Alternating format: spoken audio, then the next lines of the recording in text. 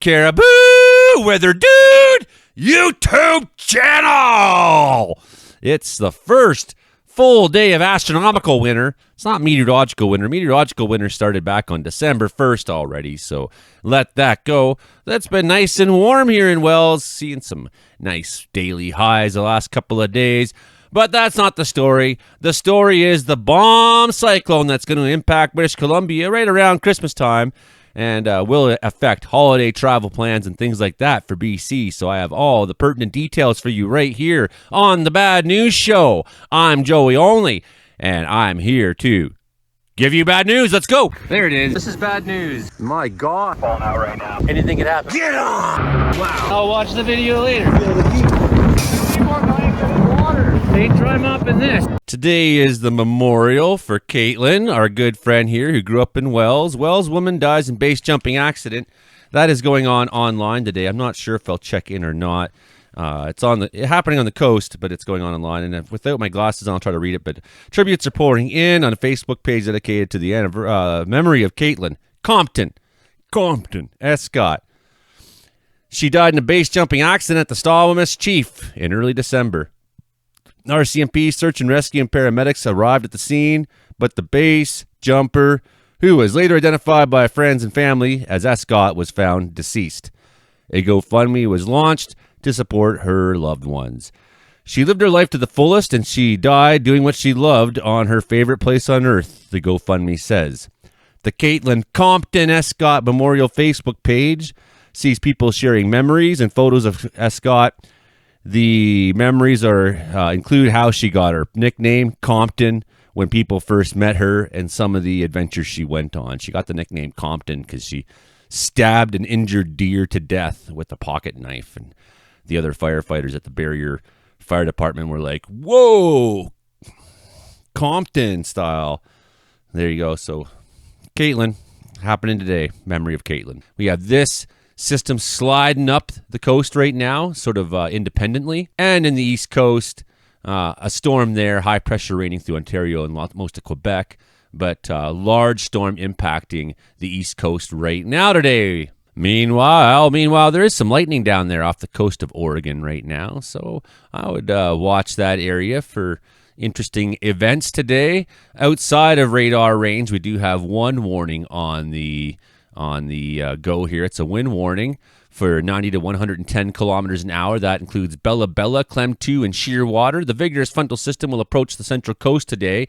As the system moves across the region this afternoon, winds will rise to strong southerly 90, maybe gusting to 110 for a few hours, then ease early in the evening. As you can see, we got a lot of precip falling right now on the south coast. A little bit still showing up on radar out by Utsa Lake, Francois Lakes area. We do have a fog advisory for the Caribou. No big deal. Head over to Ontario, where we can see there's a snow squall warning still. A lot of these areas have been getting so much snow, 15 centimeters. Lake effect snow squalls off Huron have shifted inland, are expected to affect the areas west of a line from Strathroy to Dashwood. They will weaken to light flurries later this afternoon. Special weather statement up there for areas to the north where 5 to 10 centimeters could be happening near Lake Huron. Head up on to northern Ontario into the Quebec side as well. Extreme cold warning. So that extreme cold that we saw in the prairies has finally made its way some of the way east, and that is bringing up to minus 40 temperature wind chills in near Kapuskasing, but areas east of there, Timmins, Kirkland Lake, over the Quebec side as well. Extreme cold warning going all the way out into central Quebec. Then we head to the east coast where this bunch of nastiness is going on. Look at this. It's just a total gong show out there right now. So some of the things we're looking at are winter storm warnings, for example, 20 to 30 centimeters could be occurring in Gaspé. If you live in the East Coast, you're going to be you're quite aware of what's going on, I'm sure, right now. Snowfall warning into some of these central parts of Nova Scotia. So heavy snowfall coming down there. You can see that on the radar. Snowfall warning for 5 centimeters in parts. Looks like if you go to the very far east section of Nova Scotia, there's precip falling there, but there's no warnings attached to them, so that's nice. Lots of warnings in Newfoundland of all different kinds as well. Freezing rain warnings up there. So the warm sector ahead of that cold sector in behind, where you are seeing those extreme temperatures through central sections of Ontario and Quebec and whatnot. Winter storm warnings and all this up through places in Newfoundland where 25, 35 centimeters to Quebec, far east parts of Quebec. Blizzard warning for Newfoundland, could see 20 to 40 centimeters there, especially in the Black Tickle area where 130 kilometer-hour winds could be gusting there. So lots of weather stories across Canada today. And that warm-up I said was coming to BC has been seen. We set some daily high temperature records on the 20th, 14.4 in Gibsons, as well as Sechelt, a little bit warmer in West Vancouver. And, some still warm temperatures in the Gulf Islands still broke a record there in Saturna, for example. Thanks to Diggy's Diner for providing me with the weather station. Make sure you come to Diggy's Diner if you're ever in Wells, BC. Curtis and Shannon, they got their Moose Island food thing going on right now. And it's a really good idea, this new idea he's got. And I'm going to take some video this week and show you this new idea. So stay tuned for some things from Wells here. But here's what I'm here to tell you about. The spread of temperatures over the last week. So coming into Monday, we saw down to minus 19.4 in Wells, and then we spent the whole week climbing up until yesterday. We hit a high of 3.7 degrees. Very, very warm for this time of year here in Wells. The big story for BC today is mostly the wind for that coast, up to 110 kilometers in Haida Gwaii. So some pretty big, a moderate risk of strong winds there of a wind event. So watch it. Watch for power outages and things like that, trees coming down and all that in your area. Be aware that strong winds could be occurring or will occur today, and some of them may get some warnings still thrown on top after. Little synopsis from Avalanche Canada. System after system will crash into BC, spilling successive waves of precipitation onto the coast with light snow to the interior. Sunday's system will bring heavy rain to West Vancouver Island, moderate amounts to the North Shore, but noteworthy will be Monday night into Tuesday. Low pressure system will potentially look to bring severe winds to the coast. This Tuesday system could also pose issues during a busy travel day, but question marks remain on how far north the low will establish itself along the BC coast. So here's where things are going. Of course, we got a little bit of a system there slapping up along the coast right now, but it's not the main show. It will have some effects over the next couple of days along the coast, maybe even a little bit of snow in southern BC, and we'll get to all that. So it's not that we have necessarily perfect conditions in the province, but things aren't so bad until we start to see this next series of lows slap in. One, and in behind it, two. Bam. 3. Bam into Wednesday. So we're looking at a very stormy pattern coming into Christmas here in British Columbia. And that is going to make for some difficult travel times and also for some conditions that, may lead to power outages and landslides and things as such. So let's see what we can make sense of this. Low 1. Here it comes. Low 1 into the coast. Some snow into southern BC. Okay, yeah, sure. Low number 2. Here comes the next one in time for Tuesday. This one could be significant. Look how that comes together. Very tight isobars, very strong winds, hitting directly up towards Terrace, Kitimat area, potentially. Because there's a big soup of bullshit out there, and we don't exactly know how it's going to play out. You heard the forecasters already say that from Avalanche Canada. Next one in time for Christmas night. Bam, more snow into the interior. Especially here in Wells, it looks like. Wind events, snow in southern BC. So we got different times coming up where we want to be aware of the conditions for traveling, and I'll do my best now to kind of walk you through that. There's our strong storm on the East Coast right now happening today, so total travel mayhem for anybody having to get around on the East Coast. I suggest if you have any plans there, you just got to wait this one out. That's big storm 976. That's proper nor'easter. Proper nor'easter. All right, so time to talk about bomb cyclones. Yeah, we just make these words up to scare people, basically. That's what you're right. We're just trying to get more clicks and likes and shares, and we don't have any logic behind our terminology. We don't use terms to describe things specifically at all now, do we? That's not the case at all, actually. We have terms for a reason. So we got this soup, right? We got this soup of storms right off the bat here. I'll look at this soup of storms and see what she's trying to do.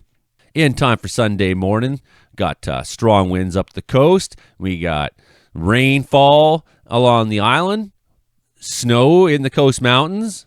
We got thunderstorms still down there off the coast of California. Maybe that will encourage for some water spouts. Some of that snow making it inland by Sunday afternoon.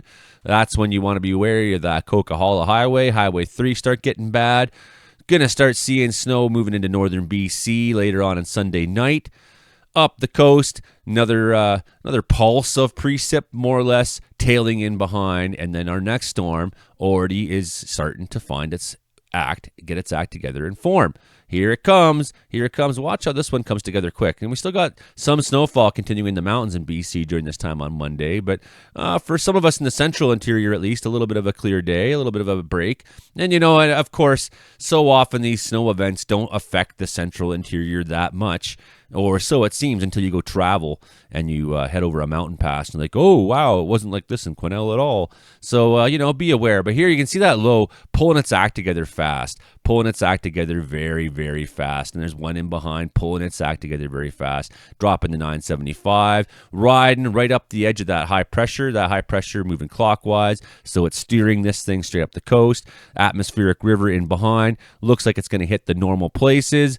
Which would be California, Northern California, impacting Oregon. So they're the ones that see that. We get the wind event again. We get the real anger of this low, and we will come back to this storm a couple times and talk about it because in time for Christmas Eve day, starting overnight on Monday on the 23rd and coming into the 24th, we got strong low out there, 961. Bam, that's going to make for possibly really, really impacting winds. And we got a heavy precipitation moving through northern BC, spotty mix of bad weather here and there, heavy snowfall through the coast to start Tuesday morning by the time the daylight's up. This is going to be a mess of a system, and it's going to be widespread impacting, and it's just one of many, as you're beginning to see, and each one seems to have its own kind of dynamic, but they're all somewhat eerily reminiscent of things we've already seen so far this season. We've had a lot of this kind of thing. You can see temperatures in BC pretty nice, even Tuesday night coming into Christmas Day, -2 overnight in Williams Lake. So warm, really warm weather. We're getting that subtropical moisture. We're getting the subtropical warmth coming up along, and you can see that atmospheric river is really dialed out there. So here's some of the uncertainty. What does that do, and where does it come next? Hey, we were looking earlier at GFS modeling, and the GFS modeling seemed to indicate that Christmas Day would give us a bit of a break. I don't see that at all in ECMWF modeling. So we have different opinions, it seems like, in the weather world, how things, that shows you the uncertainty, right? So we're going to have to really take each one of these one sort of storm at a time as we come into it. So we'll get through this weekend, and sort of the system we have kind of impacting a little bit this weekend. And then I think Monday morning, we're going to sit here and have a really good, solid look at what's going to happen Tuesday and Wednesday, because I think by then we'll have a pretty good idea. But storm after storm after storm, there's no real stop. And yeah, we're taking some new snow in southern BC over the weekend, a little bit for sure. Highway 3, I don't see any. It doesn't look like the kind of snowfall that's going to lead to any snowfall warnings or things like that. So just be aware that you may come through some flurries that make for some slippery time, especially as temperatures go up and down, above and below zero. Things melt and then refreeze and melt and refreeze. So we've had a lot of really slippery roads lately. That is one of the concerns. Some of us in Wells, we like it when things just stay winter. So coming into Tuesday, who's getting the big snow? Not the Caribou so much, Central Caribou. No, it seems like you get a bit of a bye. Coast Mountains for sure, middle of Vancouver Island for sure, Mount Washington for sure, southern interior looking like you're taking some. In through Christmas Day, that snow begins to close in until maybe even the Caribou see some of that too. But I think a lot of this is going to change. I mean, we know it's going to be a lot of snow. Who gets how much and where and when? These are really big questions right now, because just the way that this soup of shit out there, you can see it's like I call this the soup. It's like a big stew, It's a bunch of different sort of low areas working in conjunction together, It's just this general area of storminess in the North Pacific. And that makes things harder to predict, right? Because there's interactions that have to play out that, really, as we get closer to the day, we'll have a better look at it for sure. We'll know more and more. But here's me screaming at you. Christmas travel plans, be very wary. Be very wary. When do we get some of those strong winds? Well, they're maybe already occurring along the coast, so there's that. Strong winds in through the night, yeah. Sunday morning, strongest winds. Could even see some of those near Haida, yeah. I mean, these are just steadies. We could see gusts, though, maybe in over 100 kilometers an hour, they're saying, right? So storm 1, storm 2, and then we see our next one coming together for Tuesday. And I like looking at wind gusts because wind gusts are the ones that take trees down and such like that, right? It's like so often it's like the strongest 168, could see 180 kilometers. We could see some damaging hurricane force winds off the coast in the next couple days, right? So be ready for heavy precipitation that may shut highways down, may lead to landslides. Look forward to trees coming down in places, especially on the island, but some of these winds are going to make it into the interior. Some of these places are going to see some upticks in gusts during this forecast period coming up into Tuesday. So we could see some heavier winds in the Caribou, heavier winds along the coast, even 97s inland gusts, right? These are gusts, not sustained. All these trees out there, they're just waiting for an opportunity to come down. So we're looking at possibly a pretty windy Christmas for everybody, especially out along the coast. But some of this could come inland, so beware. Be ready for possible power outages and things like that. That is, and be ready for the fact that whatever I've shown you here is, because every model seems to have a different kind of view on things right now. Be ready for the fact that we could only really be accurate 2 or 3 days out for sure right now. Forecast certainty, right? Forecast certainty. How certain are you past 72 hours? Well, hey, 24 hours from now, I bet you everything that we just looked at and we said was going to happen on Sunday is probably going to almost look exactly like that. 85, 90%. Be very close. Maybe some things will be 20 kilometers that way and compared to where it was in the map, but very close. 2 days, and sometimes we're in predictable patterns where I'm looking 10 days out. I'm like, well, this is coming next. And I mean, I'm doing that, I guess, saying that, Mark Ingalls says 8 storms in 10 days possibly hitting BC coast, right? So I'm telling you, the long-range forecast is for consistent storms, but I can't tell you if next week at this time 14.3 centimeters will be falling in one location or another, or if it'll be 25 centimeters, or there's just not that forecast certainty because of the soup. I'm sure there's better meteorologists out there that would be more willing to be put their stamp on it and say, yeah, I think this. But I mean, even Avalanche Canada guys are kind of covering their bases there and saying, and other ones are probably saying this too, like, well, this is probably like we're not exactly sure how much and who and where. That's all. Anyways, hit like, share, subscribe. We'll come back to you with more Christmas forecasts in the coming days so that you can try to plan your travel around it. But I mean, be very aware, and let's get your travel on when there's a gap in the weather. Because dying at Christmas is the worst thing. Having accidents, having families have to go to a hospital, having to worry, all the trauma and frustration, even from an accident that's not fatal. Just let's not have any of that, especially if you're my viewer and you're my friend. Okay, everybody. Thanks, everybody out there. Thanks for lunch yesterday, Arnold, very much. Hit like, share, subscribe. Please become a channel member. If you want to give me a Christmas present, hit thanks down there. I'd really appreciate it. I'm trying to make ends meet here on a YouTuber's budget, and it's not easy, but we're doing it, and thanks to a lot of you, we're doing it. People like Gerd Erasmus who support me every month. You are the ones who keep me going, so thank you very, very, very much. Okay, that's the show for today, everybody. Bye now.